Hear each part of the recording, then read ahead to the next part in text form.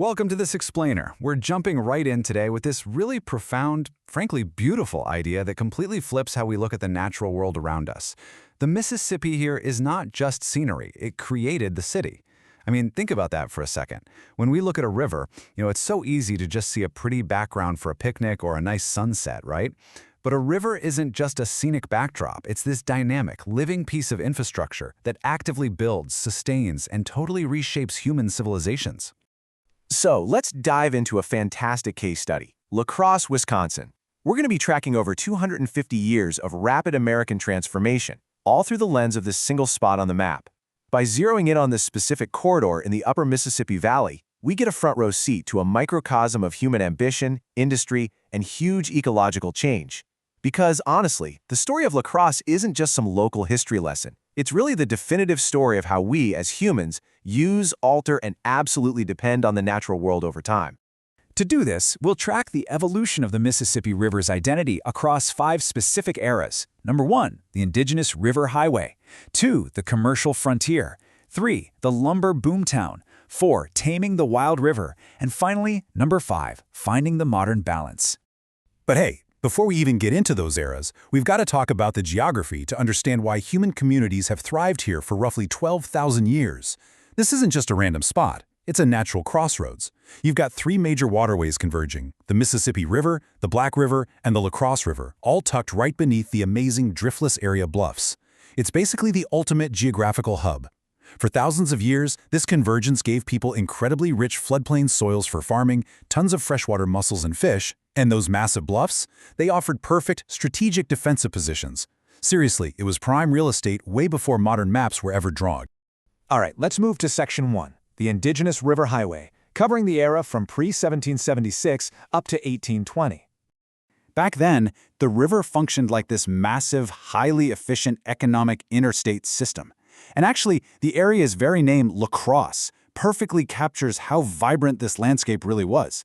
The name wasn't imported from some European city, it was born right there on the prairie.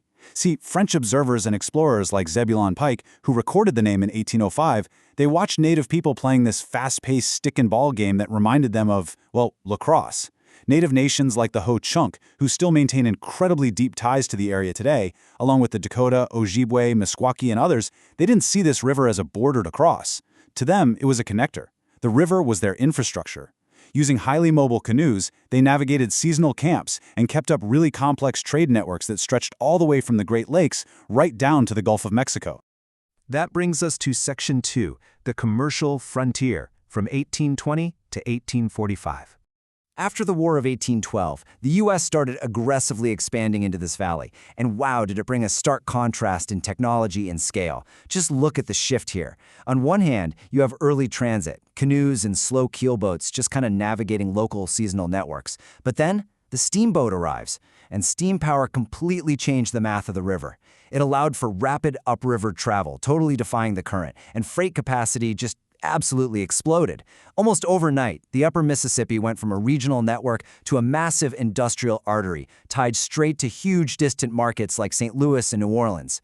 This was the booming fur trade era, where millions of beaver, otter, and deer pelts were just flying downstream. Enterprising guys like Nathan Myrick set up trading posts in La Crosse specifically because this new steamboat tech made this flat, accessible land a wildly lucrative launch pad. Which pulls us right into Section 3, the lumber boomtown, dominating from 1845 to 1900.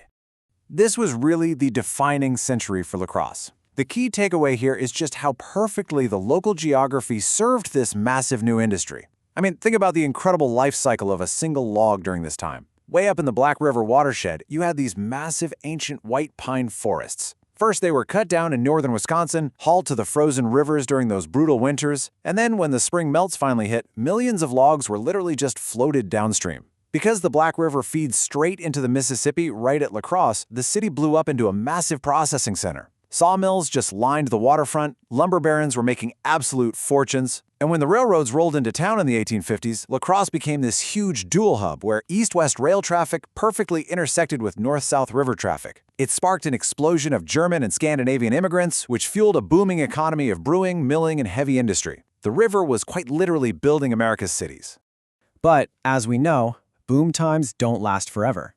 Enter Section 4, Taming the Wild River, spanning 1900 to 1945. So by the turn of the century, those massive white pine forests, they were largely gone. And the federal government decided it was time to step in and fundamentally engineer the river itself.